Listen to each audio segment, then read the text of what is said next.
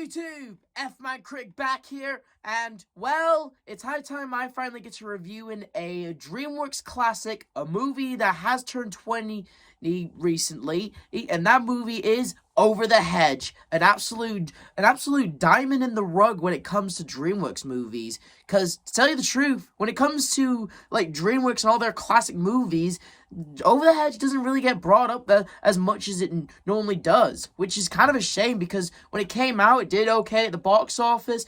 It did okay with critics and audiences, and it's a really good movie, you know? So I don't know why it's slowly getting forgotten. Well, it's not being forgotten. Like, there are people that still talk about it, but at the same time, when it comes to DreamWorks' movies, it doesn't really like get brought up as much, you know?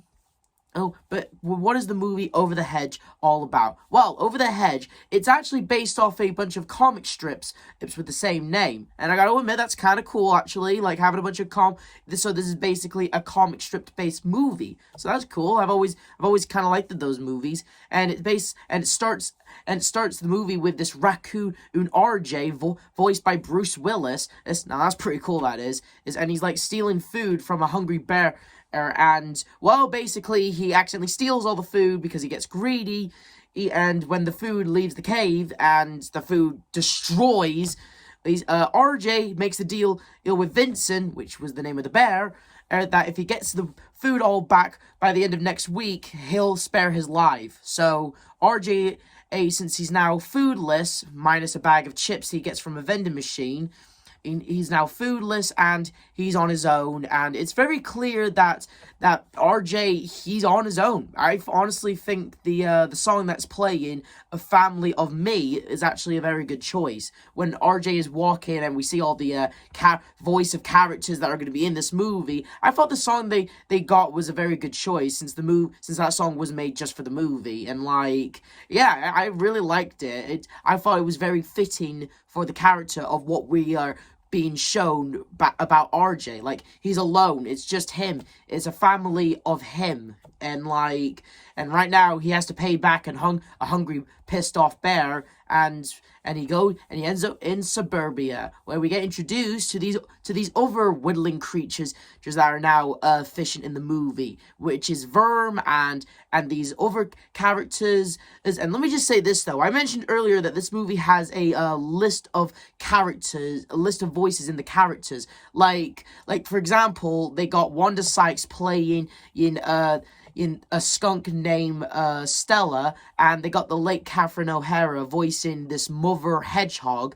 They got crap, what was the name of the possum? Ozzy, I forgot the name, but he's in there, and he does a good job in the movie. And of course, we can't forget Steve Carell as Hammy. Now, Steve Carell as Hammy, oh my god, I don't know where to begin with this. Throughout the entire movie, Steve, he does a good job, yes, but at the same time, it's like he snorted up a bunch of coke or something, and it's he's acting all hyper and stuff, because Hammy, I know he's a squirrel, and these fuckers are normally, very hyper and stuff, but, god damn, does Steve Carell do a good job as a hyperactive squirrel, you know? It's insane. But eventually, the family of critters, they eventually discover a hedge, and they don't know what to do or what it's called. They eventually call it Steve. But eventually, RJ tells them it's a hedge, and RJ, he presents himself, and he come across, in other words, he's doing the whole con in them deal. Yeah, this movie's a lie reveal story. Now, the interesting thing about this movie is that with most lie reveal story plots, normally, but this movie, it actually does something unique with that story. It does something unique with that trope, but we'll get into that sooner. So, and RJ, he kind of presents him, shows them the bag of chips he got, and is impressed by them. The only one who isn't impressed is Verm. Now, Verm, he's the guy who looks out for the family, the breadwinner, the guy who, is in charge of everything, and according to him, his tail is wagging, and when something doesn't feel right, his tail waggles, and he right now doesn't trust RJ because with all this fancy stuff that he has, and how it's winning over his family, who's not really used to these sorts of things, he's right now uneasy about it, and doesn't really trust RJ straight away, and yeah. But RJ, he wins them all over, minus Verm, and, he presents how cool and how great, and how he can help them get all the food that they want. And I gotta say, this movie is very well animated, very well colorful. I like the designs of all the animal creatures, and I gotta say, goddamn, this movie is funny. Every joke does land very well when the joke is being set up. It does land well. So he can do a couple of tricks. I mean, it's not like he can walk on water. Hey, everybody! This way to the food! This movie is a very funny movie. And actually, fun fact, I heard originally they were going to get Bill Murray and Harold Ramis to play RJ and Verm, respectively. And to tell you the truth, even though Bruce Willis does an awesome job as RJ, and the voice they got for Verm also does an awesome job, to tell you the truth, I would like to see that version of the movie where Bill Murray and Harold Ramis played the raccoon and turtle. Too bad we can't get that, because, I'm just saying, a version of this movie where Harold Ramis and Bill Murray play these characters, that sounds like a match made in heaven. But sadly we can't, because Harold Ramis is literally in heaven, so we can't. But I would actually love to see that version of the movie. But I will say, Bruce Willis does an awesome job as RJ, how he tries to be all sly, and how he tries to be all quick and simple with the animal folks, presenting how all the food is all for them, wrapped in everything, in shiny silver cans, just for them to dig in. And eventually, that's the whole deal. He tries to win over the entire your forager family, just so he can pay back that debt. And yeah, even though he uses them, and even though it's a dick move on RJ's part, still, RJ, it's either he tricks them, or he's a dead raccoon. So he has to do it, but over time, either through some crazy wacky shenanigans, and through some very fun montages, he's actually getting used to life with these animals, and even in a way replacing Verm in a way, which kind of hurts Verm, and in a way kind of hurts us, because Verm, he doesn't deserve all the crap that he gets through in this movie. He's just a protective family member who's just looking out for his family, and then suddenly out of nowhere this stranger appears, tells them all this cool stuff that they can get and eat, and he's just trying to be cautious. He's just trying to protect them, and yet RJ is just winning them all over with smooth talking, and with all these cool food that he can get for them and stuff. And Verm has his rights to be suspicious, but everyone else doesn't see that. And then eventually, during their entire crazy shenanigans, and we get introduced to we have three villains in the movie, which was Vincent and this Karen lady. I'm sure she has a name. Is it Gladys? I think it's Gladys, but I'm calling her Karen. Why? I'll get to later. And the Verminator. Now, I gotta tell you this. The Verminator, he's pretty damn funny. He's pretty damn awesome. Every time he's on screen, every time he's on camera, he's just being a blast. His voice actor does an awesome job, just like the other voices, and yeah. And that's basically the whole deal. By the end of when RJ's managed to get almost everything that he's managed to pay back for Vincent, and that's when the entire family, goes behind his back and makes him his own room and with his own cable TV, and well, let's just say RJ starts feeling some guilt. Get real, Kevin, because when you feel like a dirtbag, it's because you're a dirtbag, right? So just own it. Just say it out loud. I am a dirtbag. Yeah, I mean, he should feel like a dirtbag for what he's doing, and he is feeling it, but at the same time, he's in way too deep. It's the case of get the food, feed the bear, that'll be the end of that. But, unfortunately, the food has all been taken by Vern, and Vern, he thinks that if he takes it back, they won't kill him. Even though, Vern, you clearly have not met people. Well, like, I'm just saying, like, I know I was going to talk about it later, but I'm going to talk about it now. One of the villains of the movie is Gladys, or as I like to call her in this movie, Karen, okay? Because in this movie, Karen, she's just like, well, your typical Karen. And she was basically around before Karens became a thing, okay? So, in other words, she was pretty much, like, foreshadowing what was going to happen in the future with dealing with entitled bitches, am I right? So, yeah. And basically, like, I know she's supposed to be, like, the president of the Home Owners Association, and the neighborhood she's trying to make is supposed to be all perfect, and she's trying to get, like, a, party going on for all of her neighbors and welcoming people. Oh, but, like, and I get it that if my entire car was robbed by little woodland creatures and little woodland creatures were digging through my trash, I'd be mad too. But at the same time, I wouldn't try to, like, call the exterminator to kill them. And, like, her reasoning just, like, it's, like, one of the most Karen things I've ever heard in my life. This is exactly why I called the exterminator, to kill them before they get hurt like this. Like, her reasoning is to get them killed before they get killed themselves. Like that logic just screams Karen to me. I'm sorry, but I'm like, yeah. So Vern, he tries to take back the food, and honestly, I don't know how the hell he's going to tell that to his family about that, but we'll get to that soon. And eventually, they make some noise, and they get a dog's attention, and the dog is played by the future voice of Lynn Loud Sr. I'm not kidding. And I gotta tell you, I like this dog. Even though he's inconveniencing Verm and RJ, all the little dude just wants is to play. Sure, he's committing a bit of property damage, and he kind of destroys the food and makes the wagon cart into like a rocket, and like, but truth be told, all the doggy wanted was just someone to play with. It's actually really sad. Aw, poor doggy. And yeah, it absolutely goes insane. And let me just tell you this though, this movie loves explosions because there's like 3 kind of explosions in the movie, and I gotta say, I do love this exchange of dialogue between Verm and RJ. It's actually one of my best lines between the two.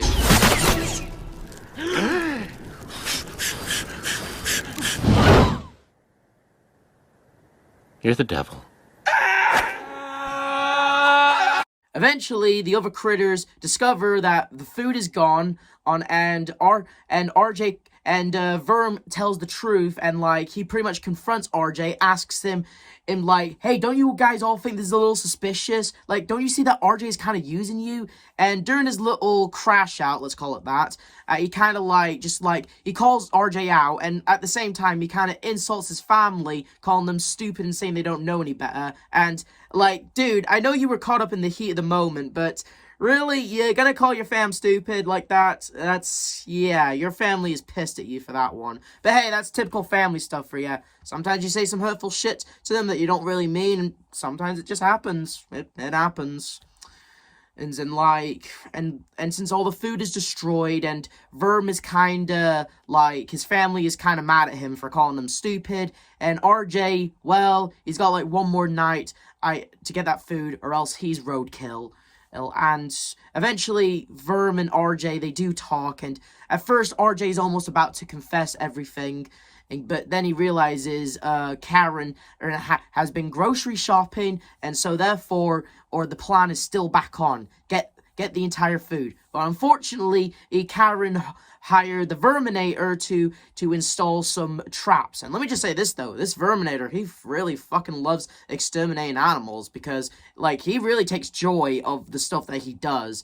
As, in a weird way, respect. I mean, I don't respect trapping animals or hurting them, but, like, respect to him at least get enjoyment out of him setting up traps and stuff and being all like, I gotcha! And, you know, he really takes pride in his job, and in a weird way, I respect it. And they even install something that will be foreshadowed later, the Depalker Turbo, and apparently this thing is against the Geneva Convention, but Karen wants it, and he installs it, and, well, the gang knows what traps are set in motion, and what they need to do, and how to deactivate it. Eventually, they dress up Stella, who is established to be a skunk, to dress up more like a cat, and eventually he talk to the cat, Karen's cat, Tiger. And I gotta say, Tiger, even though he comes across us as like a snooty little uptight cat with, you know, probably gets pampered a lot. I gotta say, Tiger, I like him. I like him a lot. He's actually kind of funny. Even though he's a little kind of posh and kind of like, he does say to Stella, away with your filth. He eventually like opens up to Stella, and even though he's kind of a little self-absorbed, he's actually kind of a nice dude. And I do like him. And, you know, him and Stella, they kind of hit it off. And while they were, and I also gotta say, I always do like this part in the movie. I always like the part where they're setting up the heist of going into the house, hiring Hammy to deactivate the lasers. I gotta say, that part is awesome. I just always adore that part. And I still do this day. And eventually, the morning flies by, and eventually, like, and I gotta say this though, for some weird reason, earlier in the movie, when they make Stella to look more like a cat, she's completely black, like, no white fur on her at all. But during the night that she spent with Tiger, like, some white bits grow back automatically like that. I'm pretty sure that's not how hair growth works. But whatever. I guess it's to make her look more like a skunk again. But whatever. And eventually the exterminator is called. Karen eventually tells that there's animals in her house, and they forgot one more thing. And RJ forgot one more thing: Spuddies, which was established by Vincent. Enough is never enough. And what are Spudsies? They're pretty much this universe's version of Pringles, really. And here's what I had to say earlier. Earlier I said this movie was more like a lie reveal story. Like, normally in lie reveal movies, normally it happens midway, like 30, maybe 40 minutes left of the movie, probably 30. And like the character has to confess, and then the characters give himself down. The characters get mad at him, and they break up, only for them to reunite later. Here, this movie actually does something different with the lie reveal story. Like RJ, he kind of reveals when he's trying to get the damn Spudsies, and reveals all that shocking information to Verm, and the look on Verm's face is just enough to just like, whoa. Oh, like all that. And when the exterminator comes, like, you'd think this would be the moment where the family calls RJ out on all of his BS. But no, RJ, he has this moment where he flees the house, and he basically, like, ditches them, only for them to be captured by the exterminator. And, like I said, Karen being Karen, once the Verminator catches all of them, Verminator does plan and to release them humanely, but Karen just wants it to be inhumanely as possible, or because of what happened to her house. Like, goddamn. And eventually RJ, like, he takes the wheelbarrow, but is actually sad to see the only family that he's ever had be taken away like that, and how he used them. And Vincent, like, even though in the movie, like, he was originally going to come to kill him, but then, you know, he kept his word, and, like...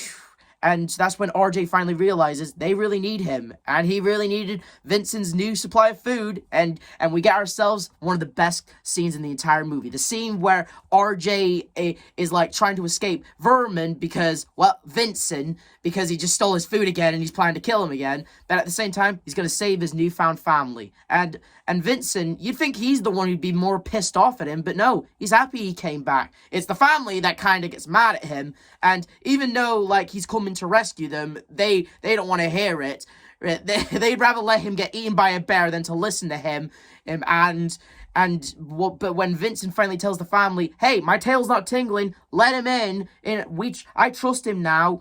That's when we get a really fun climax of the movie. And the climax kind of ends with the car entering Karen's house, and like, it's actually quite a sight to see with the animation it is. It's really, really awesome. Eventually, they make it back to the forest, and well, Vincent, he manages to find them, and Verminator and Karen, they're both packing heat. And I gotta say, I love, out of all the lines from the Verminator, this one's my favorite. Hey, you guys want to party, do ya? All right then, let's party. Anyway, it's a big, massive climax RJ is thinking about turning himself in, and so that way the family can escape. But Verm, he wants to make sure that all of his family's together, and that's when they come up with an idea. And I also do like this thing where the fireflies come over and they light up, giving them the idea. That is actually visually clever, I'm not gonna lie. It actually happens earlier in the movie, but I forgot it. And they give Hammy a energy drink, and, well, basically, Hammy goes all Quicksilver on everyone, and, like, places up a trap, and activates the lasers, sets it on bear mode, reclaims a cookie, and sets up a trap for the Verminator, and it's actually really a fun sight to see. And eventually, when Vincent lands on Karen and the Verminator, the D-Pelter turbo goes off, which, by the way, like, who the hell made this thing, by the way? Because when it goes off with a bang. Literally. Prepare for a lot of stinging. Oh no.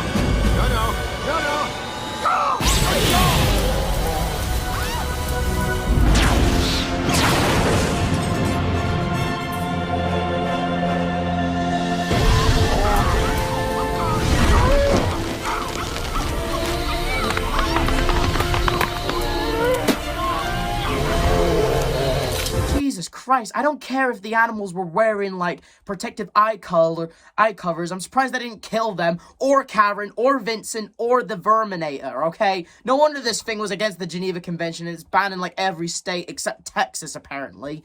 And like I said, like, the entire family is safe, and Vincent is taken by animal control, and the Verminator and Karen are both arrested. Now, let me just say this, though, actually. If I'm being honest here and just say the real villain in this movie is not the Verminator, it's not Vincent, it's Gladys, or as I've been calling her throughout the entire review, Karen. Because, if I'm being honest here, Vincent, yes, he was antagonistic, yes, he was gonna kill RJ, but that's only because RJ stole from him twice, and, like, he had no beef with the other animals, he just wanted RJ. Yeah, he did threaten to kill them later, but at the same time, his beef was mostly with RJ. And the Verminator, he was mostly just doing his job. Karen mostly hired him to take care of some animals. That's it. But Karen, she's the one who hired the Verminator, hired the Exterminator, and wanted the D-Pelter Turbo, despite the fact that it was illegal to have. So, really, and again, like, when she goes on a full rampage with the Weed Whacker, she just pretty much goes all Karen. I'm surprised she isn't asking for anyone's manager. When the cops arrest her, she pretty much fucking kicks them while the Verminator tries to flee. Like, I'm just saying, the real villain in this movie was really a Karen, really. And eventually, RJ is accepted by his newfound family. Tiger, he's also taken in by the family, mostly just so Stella can have a man. And then there's, like, an entire valued message about family. Like Verm, he actually says, you know, if you just came to us saying that you needed to pay back a hungry bear, we would have helped you out. I mean, that's what families do. But granted, that's terrible communication skills, which is common in family. So that's actually a decent lesson, to say the least. And tell you, and what are they gonna do for food? Well, good thing that Hammy filled the entire. I'm guessing during the entire time that he was going all Quicksilver on the movie, he filled the entire log with his nuts. And the movie ends like that. And that was Over the Hedge. And I gotta say, 20 years later, it still holds up. Animation's still good. Characters are still fun. And songs, I love the songs in this movie. Like, all the songs that were made for this movie were awesome. My favorite one is still Family of Me. And it's still, like, one of the best DreamWorks movies out there. Shame it didn't get a sequel. But as they say, less is more sometimes. And the closest we ever did get to a sequel was this Hammy Boomerang short thing that happened. And that shit's funny. That shit is funny. So, you know, that's how it is. And Over the Hedge, absolute classic. Absolute classic of DreamWorks. An underrated gem, in my opinion. And with colourful characters, as beautiful animation that still holds up to this day, and a great soundtrack, and a shit ton of celebrities in this movie. Okay, I'm just saying, there's no reason not to watch Over the Hedge. It's funny, it's really well written, and it does something different with the lie reveal trope. So, So yeah, 20 years later, I still recommend Over the Hedge. Over the Hedge is awesome, and that's all I have to say. Is the F-Man Critic telling you to like, subscribe, hit notification. I'll see you guys next time. See ya!